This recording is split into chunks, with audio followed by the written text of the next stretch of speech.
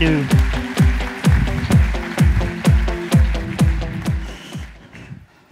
Bonjour à tous, donc Gérard Guinamant, en charge d'Engie Digital. Alors, je ne prendrai pas le risque de demander qui est client d'Engie, parce que je ne suis pas sûr de faire un carton plein comme Radio France, mais j'espère en tout cas qu'après cette présentation, pour ceux qui ne sont pas encore clients, vous serez convaincus de le devenir. Alors, Engie, je pense que beaucoup, et j'espère tout le monde d'entre vous connaît, c'est un grand groupe de l'énergie et des services à l'énergie, donc présents dans le monde entier, dans 70 pays. Donc un grand groupe, 150 000 collaborateurs. On est le premier fournisseur de services à l'énergie, le premier producteur aussi d'énergie, électricité, gaz dans le monde. Voilà, donc c'est un grand groupe. Mais c'est un grand groupe qui fait face aujourd'hui, doit faire face à une transformation importante du métier de l'énergie et qui doit vraiment devenir, c'est son ambition, c'est notre ambition, de devenir le leader de la transition énergétique. Donc la question, c'est finalement comment un grand groupe, avec 70 pays, 150 000 collaborateurs, va pouvoir être suffisamment agile pour adresser cette transformation énergétique. Alors, c'est quoi la transition énergétique ? Très simplement, je ne vais pas vous faire un cours sur l'énergie, rassurez-vous, c'est principalement deux choses.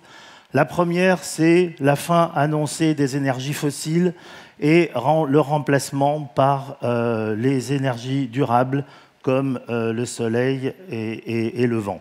Donc d'ici quelques années, juste pour vous donner un exemple, à l'horizon 2030, la production d'électricité d'origine éolienne ou solaire sera multipliée par 10 par rapport à aujourd'hui. Donc ça, c'est un premier point qui vient complètement percuter le business model d'Engie. Deuxième point important, c'est la décentralisation. C'est quoi la décentralisation ? Eh bien, c'est passer d'une production d'électricité qui se fait aujourd'hui massivement dans des grandes usines, passer vers une production qui va se faire localement dans des maisons, dans des buildings, dans des quartiers, dans des villes. Et ça, c'est combiné à la possibilité, je dirais, de stocker cette énergie. C'est un deuxième point très important. Donc voilà, c'est ça la transition énergétique à laquelle on doit participer. Alors bien évidemment que le digital est quelque chose qui va nous aider à faire cette transformation énergétique.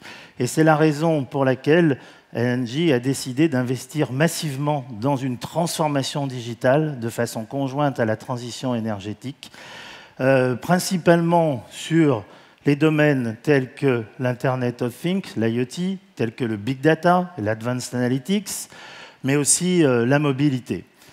Alors, vous me direz comment on peut adresser dans une grande entreprise cette flexibilité dont on a besoin. Donc effectivement, le maître mot de la transformation, c'est la flexibilité. Donc on a imaginé 4 grands piliers de cette transformation digitale pour pouvoir gagner en flexibilité. Le premier pilier, c'est une orientation produit et une orientation produit à valeur business pour nos clients. Donc ce qui veut dire que Engie doit devenir une forme de fabrique à produits digitaux, à applications digitales, à haute valeur business pour nos clients. Ça, c'est le premier pilier. Le deuxième pilier, c'est l'écosystème. On ne fera pas tout seul, et donc on a décidé de s'associer à 7 grands partenaires stratégiques, dont Amazon, pour faciliter cette mise en œuvre de cette flexibilité et la rapidité aussi, bien sûr, d'exécution, et aussi la scalabilité, puisque, comme je vous le disais, 70 pays, notre enjeu, c'est de manager cette transition énergétique, pas seulement en France, bien évidemment, mais dans les 70 pays où nous sommes présents. Troisième pilier, c'est L'écosystème en interne, les communautés. Alors certes, moi je suis responsable d'Engie Digital. Engie Digital, c'est quelque chose d'important, mais Engie Digital ne fera pas tout. La plupart de la transformation digitale se fera dans nos business units. Et donc, il faut être en capacité de mettre en mouvement différentes formes de communautés en interne pour travailler ensemble à la construction des produits et à l'adoption de l'écosystème. Et puis, je dirais, last but not least, le dernier point, c'est de disposer d'une plateforme innovante, donc qui est une plateforme cloud first, grâce à Amazon, qui est une plateforme API first, une plateforme qui va nous permettre de fabriquer nos applications, donc une plateforme as a service, puisqu'on est dans le cloud, qui va nous permettre de faire de la mobilité, qui va nous permettre de faire du big data, de l'analytics, et bien sûr de veiller à la cybersécurité des produits qui seront développés sur cette plateforme. Voilà les quatre piliers que nous avons choisis pour manager cette transformation digitale. Alors je vais essayer de vous donner un exemple d'un des produits justement que l'on a réalisé sur ces 6 premiers mois, puisque Engie Digital est une création nouvelle, ça a été créé fin 2016.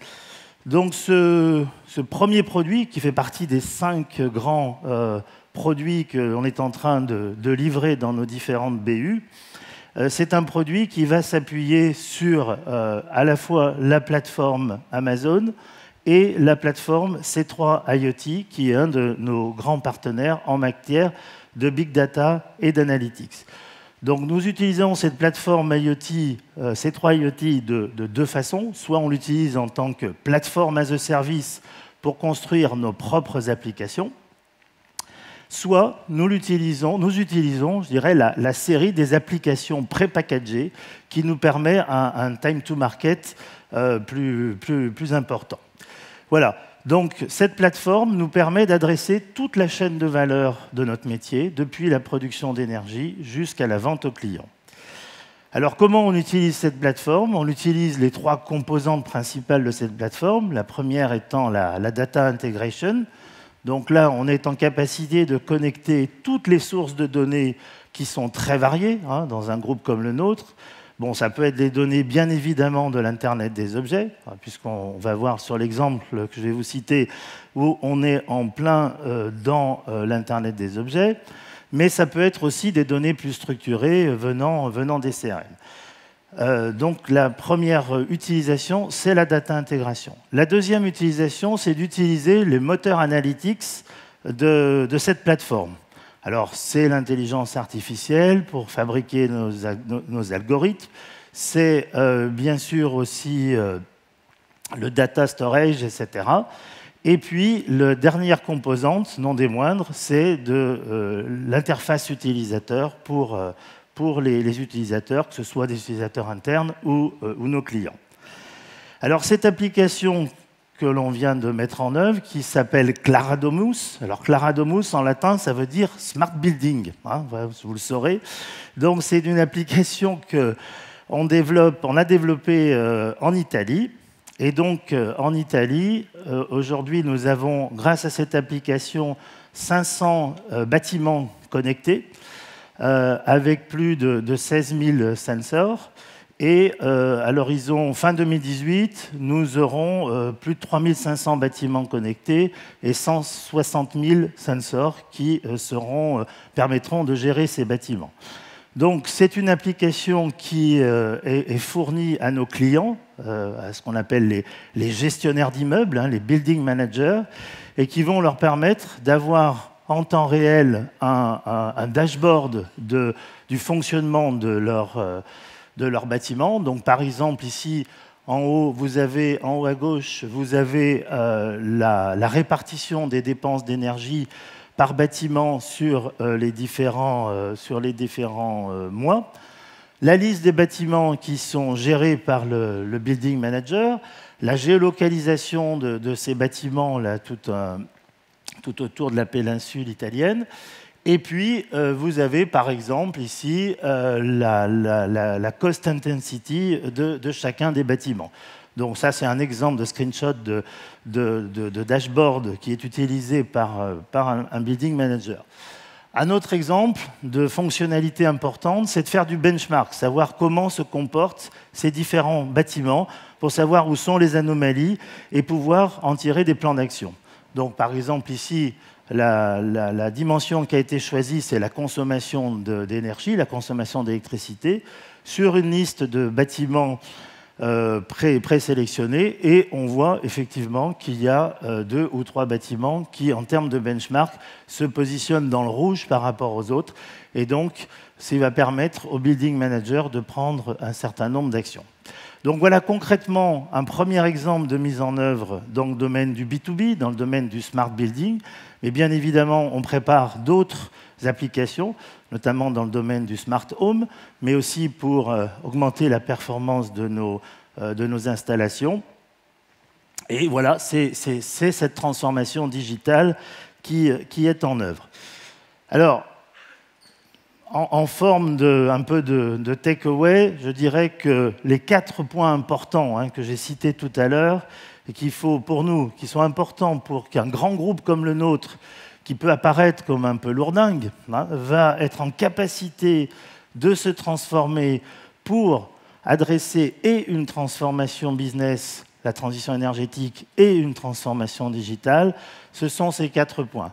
Premier point, mindset écosystème, avec différents partenaires, avec une plateforme, avec la scalabilité, avec la flexibilité. Et là, c'est clair qu'un partenaire comme Amazon fait partie de nos 7 partenaires stratégiques pour cette flexibilité, pour cette scalabilité mondiale. Deuxième point, en interne, être sur un modèle de communauté. Et une transformation de cette ampleur ne se fera que par l'adhésion de la totalité des business units. Et puis, il y a des autres points qui sont plus orientés, je dirais, produits. Donc, être plus orienté produit que projet, delivery que méthode, j'allais dire, et être vraiment centré sur la valeur apportée au client. Donc, comme pour Radio France tout à l'heure, on se positionne systématiquement vu du client et vu de l'usage du client. Voilà, donc voilà ce qui va être la révolution qui a commencé chez Engie depuis l'an dernier et qui va se poursuivre dans les 2 années à venir. Et j'espère que ça vous convaincra de devenir définitivement un client d'Engie. Merci à vous.